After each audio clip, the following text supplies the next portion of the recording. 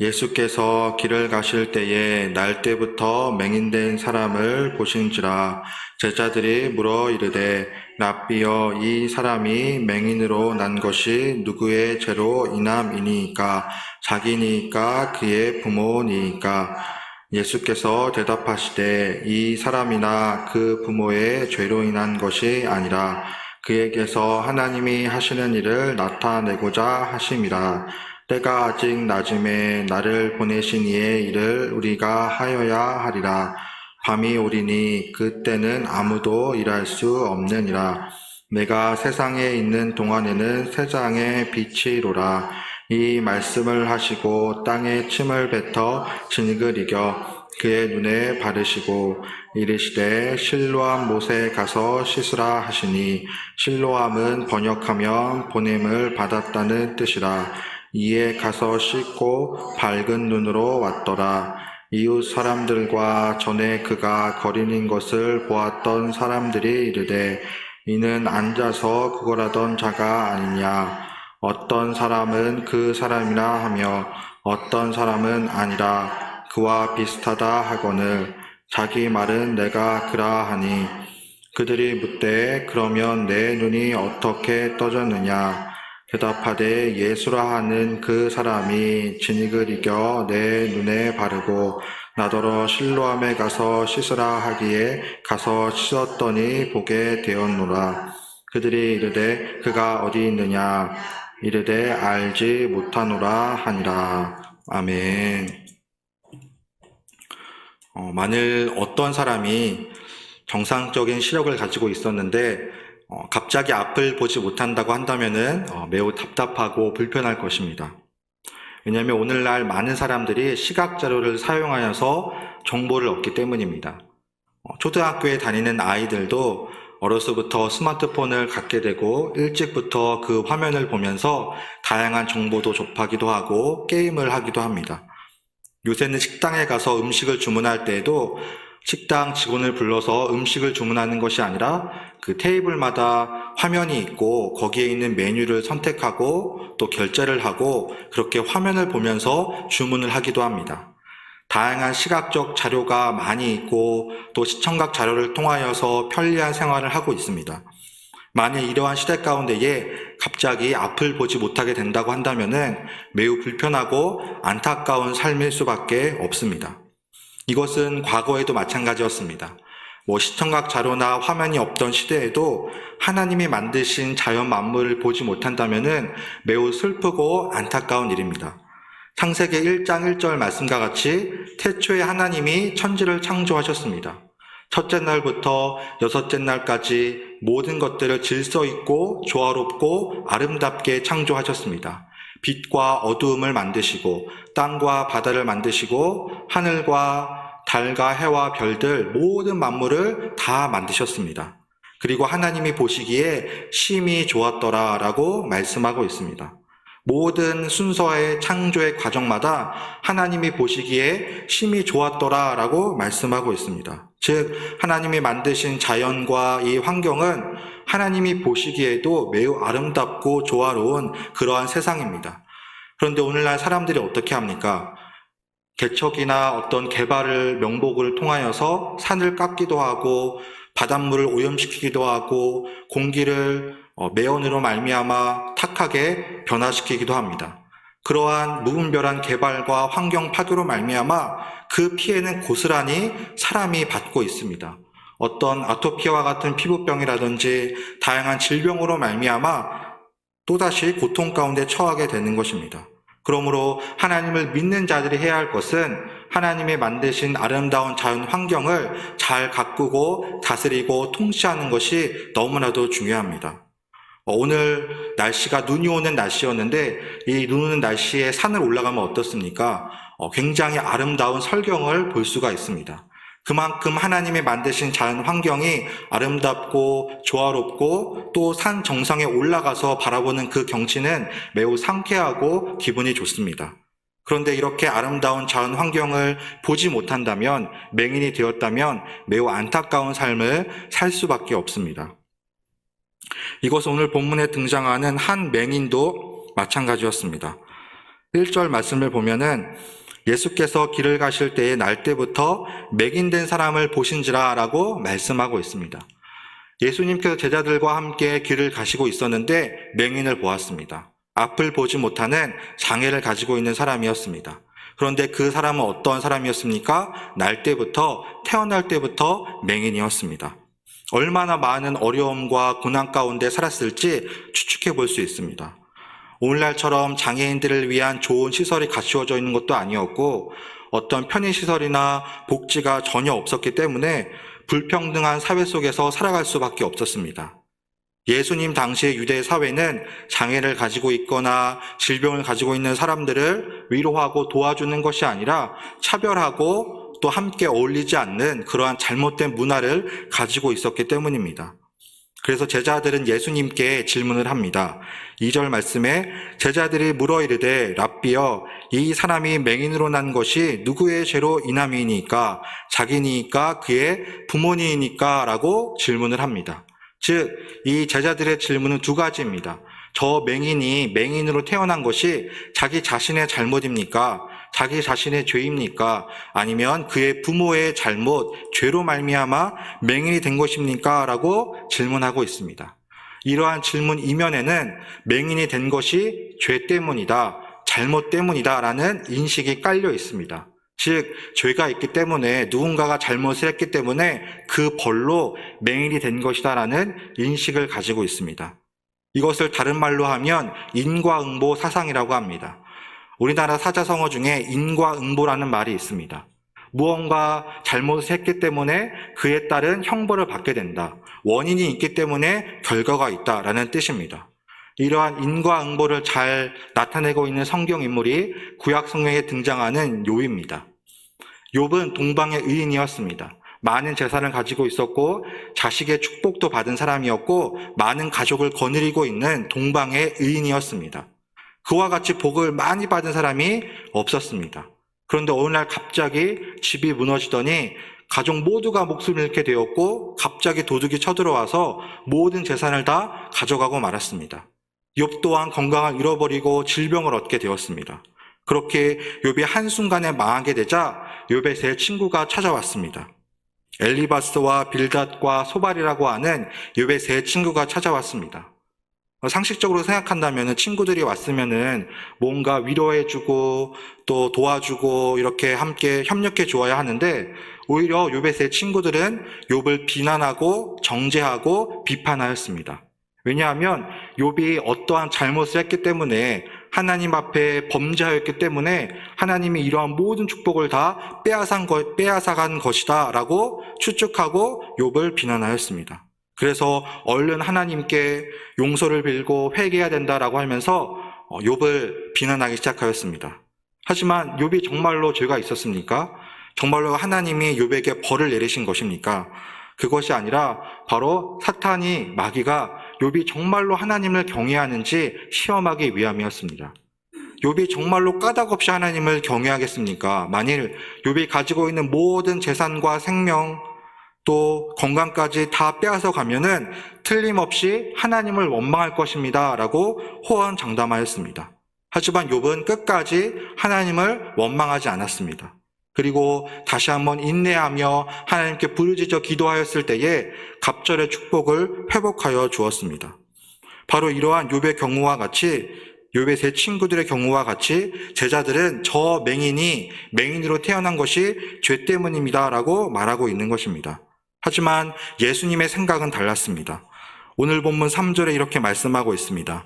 이 사람이나 그 부모의 죄로 인한 것이 아니라 그에게서 하나님이 하시는 일을 나타내고자 함이라 라고 말씀합니다. 즉, 그 사람의 죄가 아니라 그 부모의 죄가 아니라 그 맹인을 통하여서 하나님이 하시고자 하는 일이 있다라고 말씀하고 있습니다. 바로 주님께서는 이러한 병든 자들을 구원하여 주시고 그들에게 참된 생명을 허락하시기 위하여서 이 땅 가운데 오신 줄 믿으시기 바랍니다. 주님께서는 그 맹인을 불쌍히 여기시고 그를 비난하고 정죄하는 것이 아니라 그 또한 하나님의 자녀이고 그를 통한 하나님의 계획이 있음을 말씀하고 있습니다. 이처럼 예수님의 모습과는 반대로 바리새인들과 서기관들은 죄인들과 병자들과 함께 어울리지 않고 그들과 함께하지 아니하였습니다.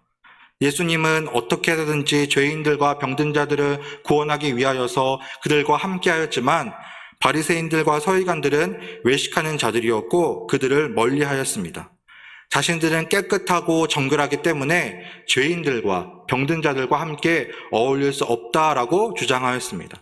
심지어 함께 식탁에 앉아서 밥을 먹지도 않았습니다. 함께 밥을 먹고 식사를 하고 교제를 하게 되면은 자신들도 더럽고 질병에 옮을 수도 있다고 하여서 그들을 멀리하였습니다. 그래서 주님께서는 그들에게 외식하는 자들에게 화가 있을 것이다 라고 말씀하고 있습니다.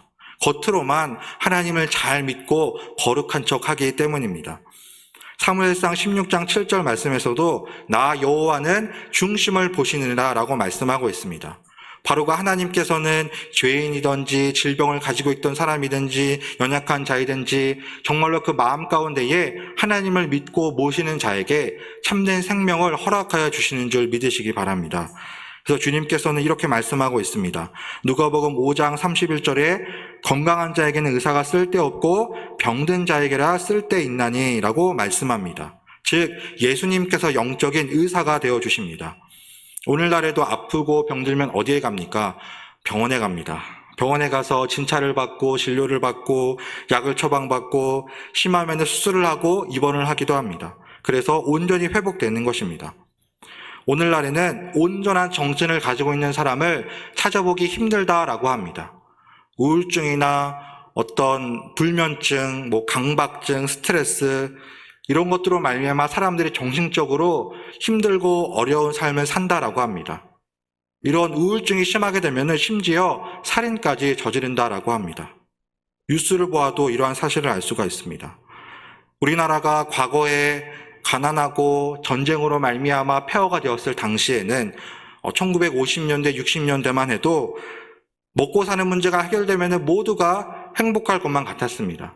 그래서 열심히 나라의 경제 발전을 위하여서 애쓰고 수고하고 밤잠을 설치며 노력한 결과 우리나라가 정말로 부유하고 잘 살게 되었습니다. 그래서 오늘날 태어나는 세대들은 정말로 가난이 무엇인지 알지 못하고 모든 것을 풍족하게 누리며 살아가고 있습니다. 그런데 그와는 반대로 여전히 정신적인 어떤 문제, 마음의 고통, 여러 가지 문제로 말미암아 또 다른 죄악이 등장하고 있습니다. 아무리 부유하고 풍족해도 그것이 참된 구원을 허락해 주지는 않기 때문입니다. 오히려 부유하고 풍족함으로 말미암아 다양한 문제와 죄악들이 일어나고 있는 모습을 볼 수가 있습니다. 이러한 죄악 가운데 빠진 자들을 구원하기 위하여서 예수님께서 이 땅 가운데 오셨습니다. 주님께서는 죄인들을 회개시켜서 영원한 하나님 나라 천국으로 인도하기 위하여서 이 땅 가운데 오셨습니다. 바로 그 주님을 믿고 영접하는 자가 참된 구원을 얻어 하나님 나라의 백성으로 살아갈 수 있기 때문입니다. 사도행전 16장 31절에도 이렇게 말씀합니다. 주 예수를 믿으라 그리하면 너와 네 집이 구원을 얻으리라. 주님께서는 영원 구원을 위하여서 이 땅 가운데 오셨습니다. 자신이 높임을 받고 자신이 높은 자리에 있고 사람들의 섬김을 받고 많은 것을 누리기 위함이 아니라 자신의 생명을 내어주시기까지 십자가에서 죽으시고 고통당하시고 피 흘려 죽으셨습니다. 그리고 죄인들을 구원하시기 위하여서 영원한 생명을 허락하여 주었습니다. 그러므로 그 주님을 믿음으로 말미암아 영생을 누리게 되는 것입니다. 얼마 전에 길거리에서 전도를 하다가 한 나이가 많으신 어르신을 뵌 적이 있었습니다. 남성분을. 그 남성분은 교회를 오랫동안 다녔음에도 불구하고 여전히 마음 가운데에 구원의 확신이 없었습니다. 교회를 왔다 갔다 하지만 다니기는 하지만 하나님이 살아계신지 천국이 있는지 자신은 확신이 없다라는 그러한 말을 들었을 때에 안타까운 마음을 얻게 되었습니다.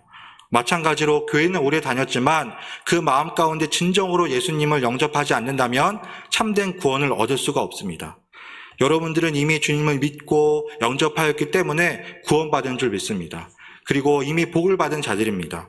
하지만 아직도 주님을 믿지 못하고 교회는 다니지만 구원의 확신이 없는 자들이 있기 때문에 복음을 전하며 나아가야 합니다. 주님을 모르는 자들, 교회는 다니지만 확신이 없는 자들에게 복음을 전하고 전도하는 삶이 되시길 바랍니다. 그래서 주님께서도 오늘 본문 4절에 이렇게 말씀하고 있습니다. 때가 아직 낮음에 나를 보내신 이의 일을 우리가 하여야 하리라. 밤이 오리니 그때는 아무도 일할 수 없느니라 라고 말씀합니다. 때가 아직 낮음에 예수님이 제자들과 함께할 때는 밝은 낮이고, 예수님이 장차 로마 군병들에게 붙잡히셔서 고난당하시고 피 흘리시는 그때는 밤이다 라고 비유를 통해 말씀하고 있습니다. 바로 이때에 하나님의 일을 해야 한다라고 말씀하시면서 5절에 내가 세상에 있는 동안에는 세상의 빛이로라 라고 말씀합니다. 주님께서는 참된 빛으로 이 땅 가운데 오셨습니다. 캄캄한 어두움 가운데 밝은 빛이 비추면 어두움이 물러나는 것처럼 영적으로 맹인된 자들을 구원하시기 위하여서 빛 대신 주님께서 이 땅 가운데 오셨습니다. 멀쩡히 두 눈을 뜨고 살아있지만 하나님을 발견하지 못하고 예수님을 발견하지 못한 자들은 영적인 맹인과 같습니다. 바로 그렇게 어두움 가운데 방황하는 영혼들을 구원하시기 위하여서 이 땅 가운데 주님께서 오셨습니다. 주님께서는 이처럼 자신이 이 땅 가운데 오신 목적과 이유를 말씀하시면서 또다시 기적을 행하십니다. 오늘 본문 6절에 이렇게 말씀합니다. 이 말씀을 하시고 땅에 침을 뱉어 진흙을 이겨 그의 눈을 바르시고 7절에 실로암 못에 가서 씻으라 하시니 라고 말씀합니다. 어떻게 본다면 이 방법은 매우 비위생적인 방법입니다. 그냥 다른 방법을 해서라도 예수님께서 기적을 행할 수 있었겠지만 하필이면 땅에 침을 뱉어서 진흙을 이겨 눈에 바르게 하셨습니다. 오늘날 안과 의사가 본다면은 기절초풍할 일입니다. 금방 눈병에 걸리고 아마 병들고 말 것입니다. 그런데 예수님께서는 이러한 방법을 통하여서 그 사람의 병을 고치기를 원하셨습니다. 왜냐하면 정말로 그 맹인이 순종하는지 순종하지 않는지 시험해 보기 위함이었습니다. 정말로 이해하지 못하는 방법이었지만 그 맹인은 예수님을 믿고 순종하고 그대로 따랐습니다. 그리고 그렇게 실로암 못에 가서 씻었을 때에 그의 눈이 밝히 보게 되었다라고 말씀하고 있습니다. 다른 방법이 아니라 예수님의 뜻에 하나님의 말씀에 순종하였을 때에 기적을 체험하게 되는 줄 믿으시기 바랍니다. 바로 그 실로암 못에 가서 씻었을 때 그는 밝은 눈으로 왔더라라고 말씀하고 있습니다. 이처럼 주님께서는 놀라운 기적을 행하시고 그 당시에 많은 방법으로 병든 자들을 치유해 주시고 고쳐 주셨습니다. 그렇다고 해서 주님께서 단순히 어떤 사람의 소원만을 들어주는 그러한 사람이 아닙니다. 그 알라딘이라고 하는 만화 영화에 등장하는 그 요술램프에 등장하는 지니처럼 예수님은 단순히 사람들의 소원을 들어주기 위해 이 땅 가운데 오신 것이 결코 아니었습니다. 사람의 소원이 아니라 참된 생명을 허락하여 주기 위해 이 땅 가운데 오셨습니다. 하지만 오늘날에도 많은 사람들은 자신들의 어떤 욕심, 욕망, 목적을 채우기 위하여서 다양한 방법을 의지하고 때로는 미신을 의지하고 행운, 운을 따르기도 합니다. 제가 지난주에 교회에서 끝나고 집에 가는 도중에 많은 사람들이 이렇게 밖에까지 긴 줄을 서서 기다리고 있는 모습을 본 적이 있었습니다. 그래서 새로운 맛집이 생겼나 보다. 음식점이 개업을 했나 보다. 그래서 사람들이 줄을 서서 이 추운 날씨 가운데서도 영하 10도까지 떨어지는 날씨 가운데서도 기다리나 보다라고 생각하였습니다. 그래서 어떤 맛집인지 궁금해서 앞에 가서 보았는데 식당이 아니라 복권집이었습니다. 그래서 그 플랜카드로 이제 1등 당첨점, 2등 당첨점 해가지고 대대로 홍보를 하고 사람들이 추운 날씨에서도 복권을 사기 위해 긴 줄을 서는 모습을 볼 수 있었습니다. 어떤 자신의 노력이나 꿈이나 비전을 이루기 위해서가 아니라 일획천금을 얻기 위하여서 운을 빌고 소원을 빌고 또 복권을 사는 그러한 수많은 사람들을 볼 수가 있었습니다. 저는 그렇게 수많은 사람들이 복권집에 모여드는 모습을 보면서 예수님 당시에 예수님을 만나기 위해 나아온 수많은 사람들이 떠올리게 되었습니다. 예수님이 가는 곳곳마다 많은 사람들이 예수님을 보기 위하여서, 만나기 위하여서 나아왔습니다. 자신들의 문제를 해결받기 위함이었습니다. 병든 자들은 병을 고침받기 위하여서, 귀신 들린 자들은 귀신을 쫓아내기 위하여서, 12년 동안 혈루증을 앓던 여인은 자신의 혈루증을 고치기 위하여서 주님께 나아왔습니다. 또한 영생에 관한 갈망을 가지고 주님께 나아왔습니다. 그렇게 성경에 등장하는 수많은 사람들이 예수님을 만나 병을 고침받았습니다. 그런데 그게 끝이었습니다. 이제 병을 고침 받았으니 저는 제 갈 길 가겠습니다 라고 뒤를 돌아 예수님을 떠나갔습니다. 이것은 온전한 믿음이 아닙니다. 자신들이 힘들고 어렵고 문제가 있을 때만 주님을 찾고 문제가 해결되었을 때 주님을 떠나는 것은 참된 믿음이라고 할 수 없습니다. 참된 믿음은 문제가 해결되었을 때에 그 주님을 영적인 눈으로 바라보고 따르는 삶입니다. 그 주님만을 온전히 따르는 삶이 되시길 바랍니다. 그 문제 너머에 있는 참된 생명 허락하여 주시는 영혼의 구원자가 되어주시는 주님을 발견해야 합니다. 이 맹인도 자신의 눈을 고침받았을 뿐만 아니라 예수님을 자신의 구주로 영접하게 되었습니다. 그래서 그 예수님을 믿고 따르게 되자 수많은 사람들 사이에 분쟁이 일어나게 되었습니다. 정말로 저 사람이 맹인이 맞나? 혹시라도 우리가 잘못 알고 있는 것이 아닌가? 그 맹인이었던 사람과 비슷한 다른 사람이 아닌가라고 해서 사람들 사이에서도 믿지 못하고 분쟁과 갈등이 일어나게 되었습니다. 그때 이 맹인은 자신이 만난 주님에 대해 이렇게 말씀하고 있습니다. 본문 11절에 대답하되 예수라 하는 그 사람이 진흙을 이겨 내 눈에 바르고 나더러 실로암에 가서 씻으라 하기에 가서 씻었더니 보게 되었노라 라고 말씀합니다. 자신이 어떻게 주님을 만나고 어떻게 해서 눈을 뜨게 되었는지 간증하고 있는 모습입니다. 또한 그 주님의 말씀에 순종하였을 때에 기적을 체험하였음을 믿음으로 고백하고 있습니다. 이처럼 주님을 만난 자들은 주님을 믿음으로 고백할 수 있어야 합니다. 만약 누군가가 여러분들에게 당신이 만난 주님이 어떠한 분입니까? 라고 질문한다면 여러분의 믿음과 신앙에 따라 고백할 수 있어야 합니다. 예수님의 12제자였던 베드로도 마찬가지였습니다. 사람들이 인자를 누구라 하느냐라는 예수님의 질문에 베드로는 마태복음 16장 16절에 주는 그리스도시요 살아계신 하나님의 아들입니다 라고 고백하였습니다. 이것은 베드로의 신앙 고백이었습니다.